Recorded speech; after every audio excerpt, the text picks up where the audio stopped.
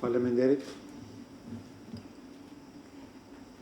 So, distinguished guests and dear friends of democracy, I am Johan Schmidt. I'm the regional coordinator of the Olof Palme Center for the program we have here in the Balkans. We have projects in Albania, Kosovo, Serbia, Bosnia, and the basic aim is to strengthen democracy in many different senses.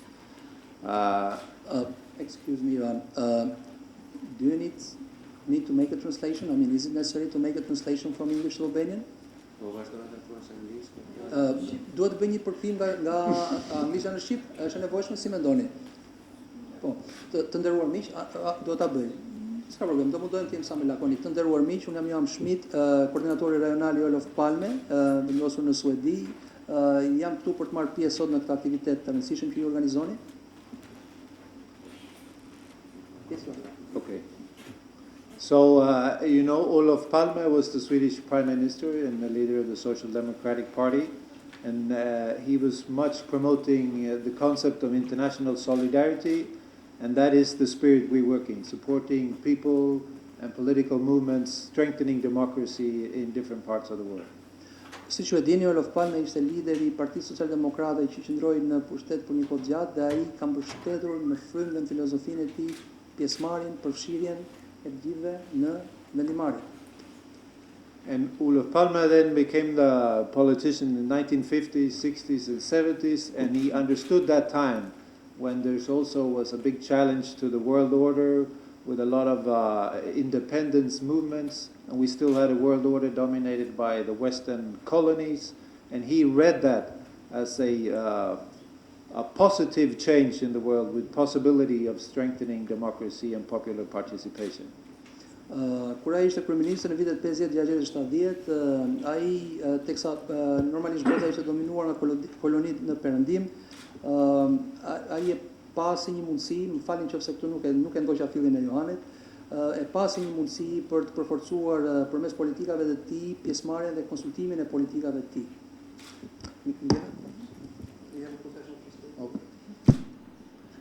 So we wonder today, what would be his analysis of today's political time, where we live in a great paradox.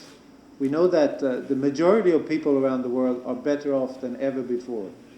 We have less wars, we have less conflicts, we have more democracy and less dictatorships than ever before.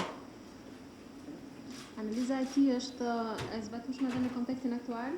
Ne jetojmë sot në botë me një paradoks të madh, por e vërteta është që njerëzit janë në një situatë më të mirë, në një mirëqenie më të mirë se sa kanë qenë. Kemi më pak konflikte, kemi më pak luftra.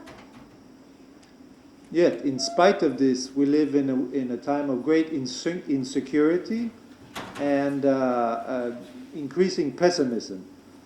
We have a world order that is, again, as always, changing, but instead of seeing this as a positive process of change, there's a sense of fear in the world of these changes.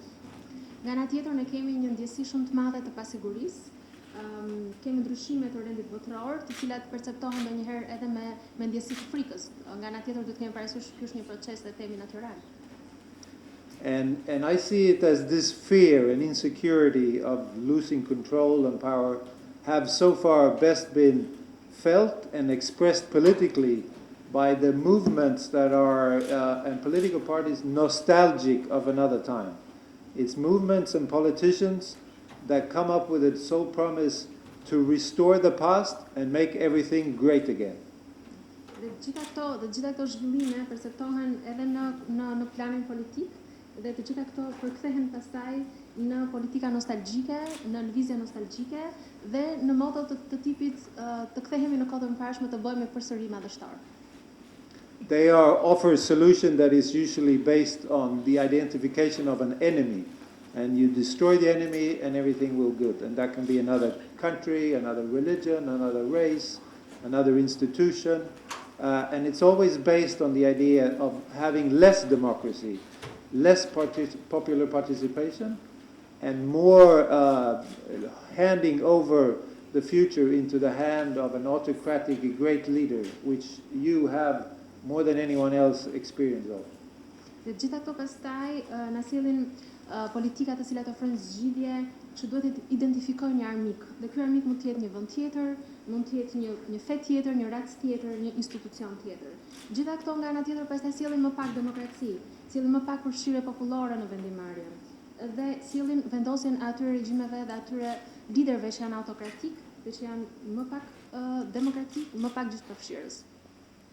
So I think we all agree that that is not the solution. The solution is more democracy, more involvement of people, more creating a bond where people feel that they are part of society and they truly have the possibility to change and construct society.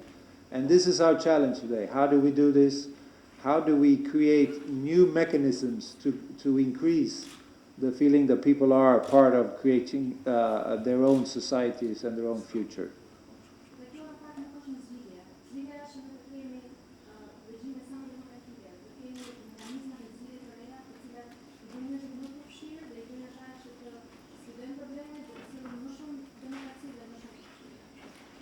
So that's why I think today's topic is very relevant. Are referendums and consultation, is that one of the mechanisms we can use to increase democracy, to strengthen democracy and to increase popular participation? And I all think everyone around the table are aware of the arguments for and against and the importance of trying to find the local context in which this mechanism can work.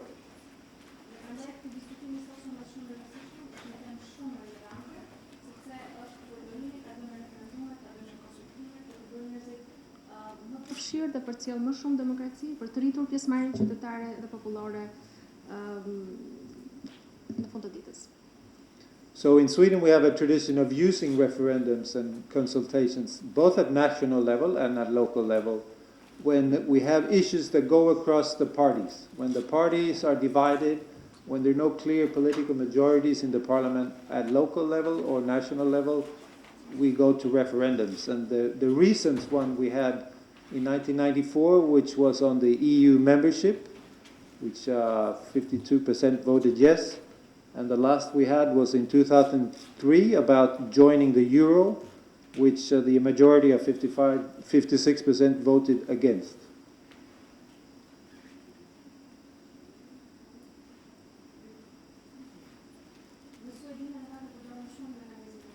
E kemi shumë përhapur.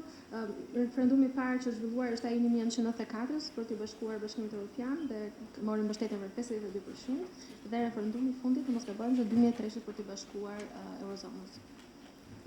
Dhe me sa kuptova ndodh në kushtet kur partitë politike, të cilat normalisht janë aktorët kryesorë të vendimarrjes, kanë mos kuptime të rëndësishme mbi çështje që kanë një interes të gjerë publik. Pra, instrumenti referendar aktivizohet pikërisht natyrshëm pra I kthehet vendimarrja e popullit në një kuptim nëse e interpretohet diçka.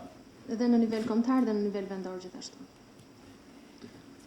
These were the most recent, but our most famous one, and I think this is maybe an interesting case for today's discussion, was the one we had on nuclear power in 1980. And I think we all agree referendums are usually a yes or no question. It's should we join the euro? Should we join the European Union? Should we build this road? Should we build this bridge? So it's a clear yes or no question usually. Ndërsa një nga referendumet më të famshme në vendin e Suedi ka qenë referendumi për energjinë bërthamore në vitin 1980. Zakonisht këto referendume kanë një rezultat po ose jo. Pra duhet të bashkohemi Bashkimin Evropian, duhet të ndërtojmë këtë centralë bërthamor, duhet të ndërtojmë këtë rrugë apo një projekt tjetër. So in the 1970s, Sweden had a program to build nuclear power plants. There was an environmental movement against this, saying it was dangerous and so on, but it wasn't really a big issue. And then in 1979, there was a accident in a nuclear power reactor in Harrisburg, United States, with a partial meltdown. And after this accident, the issue of nuclear power became a central issue in all of Europe and in Sweden, and the movement against this demanded a referendum on the issue.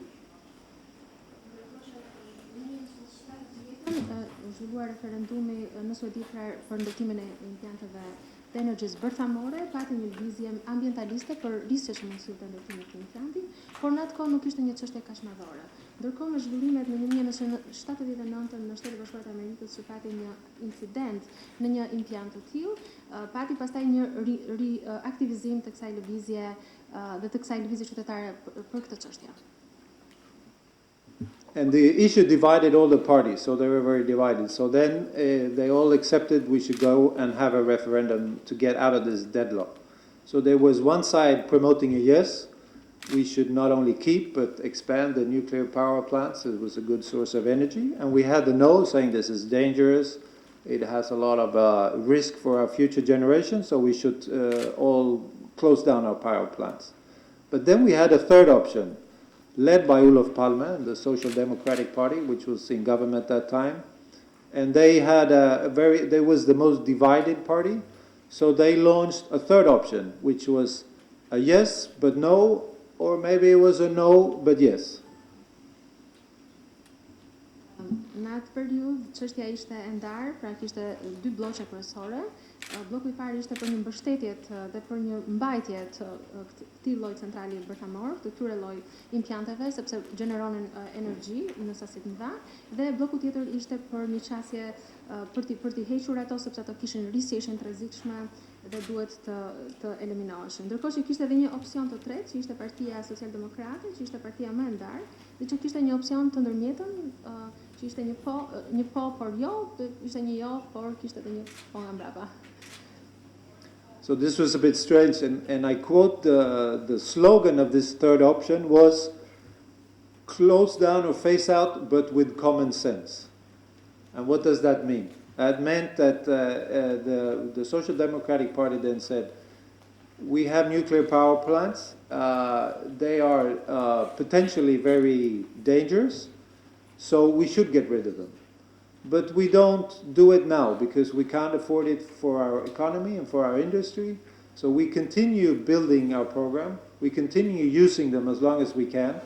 And when we get alternatives that are economically feasible, then we will phase out. So they were saying, we are against nuclear power plants, but we need them for now and maybe one day we'll get rid of them.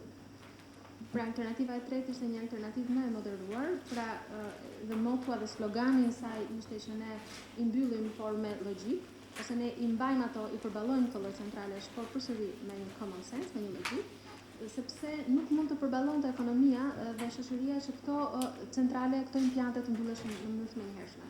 Prandaj duhet t'i eliminonim ato duke pranuar që ishin të rrezikshme, por në një qasje më graduale, duke pritur që ekonomia të kishte zgjidhje alternative. Both the no and the yes campaign then accused the government of destroying the essence of a referendum. The essence of a referendum is go to the people and say, are you for or against? By this option, it confused people. And the government said this is an issue that's so complex that you can't answer it with a yes or no. And I think that's the essence of most political issues. They are very complex. It's not always a yes or a no or a black or a white, but at the same time, at the end of every political debate, you need to have a decision. Do we support this or do we don't, or do we not? So at the end of the day, it comes down to a yes or a no. Ndërkohë që të dyja bloqet kryesore akuzuan qeverinë, akuzuan partinë ishte qeverise, sepse ajo po shtrëmbëronte, le të themi, idenë e referendumit që ishte shtruar për të hedhur. Sepse referendumi sipas tyre kishte të bënte me një po ose me një jo, nuk mund të kishte të bënte me diçka të ndërmjetme. Megjithatë ne duhet të kemi parasysh që këto çështje janë komplekse dhe nuk mund të jenë kaq të thjeshta ndonjëherë për të përcaktuar me një po apo me një jo. Megjithatë është e rëndësishme që në fund të ditës të kemi një vendimarrje, e cila në mënyrë të pashmangshme do të jetë ose një po ose një jo për një çështje të caktuar. So this experience caused a lot of damage to the image of referendum in Sweden. People felt like this is a way of manipulating the instrument. It's a way for political parties to avoid their responsibility and hand it over to people, but at the same time not giving people a clear option. But I also think it's an illustration of the complexity of the instrument in itself of a referendum. So as the Palme Center, we were very happy to support this debate, and to our partners at INFOCIP for organizing seminar. And I hope it will be a good debate, and I hope that at the end of the day there will be a consensus if this is a good thing or not. So there should be a yes or a no, and not a third option at the end of the day. Thank you very much. Faleminderit. Ndërkohë që në atë periudhë në Suedi, kjo praktikë u kritikua shumë nga lëvizjet qytetare sepse ajo kishte manipuluar dhe kishte dëmtuar të gjithë idenë e një referendumi. Megjithatë kjo na ilustron shumë mirë se sa komplekse janë çështjet dhe ne duhet jemi gjithmonë të kënaqur që në fund të ditës të kemi një rezultat. Nga ana tjetër, unë si përfaqësuese Olof Palme jam shumë i kënaqur që të mbështes këtë debat sot, së bashku me përfaqësuesit e INFOCIP dhe organizatorët e saj, dhe shpresoj që në fund të ditës, në fund të këtij diskutimi të kemi një konsensus, pra të kemi një po ose jo, dhe jo të mos dalim me këto zgjedhjet alternative.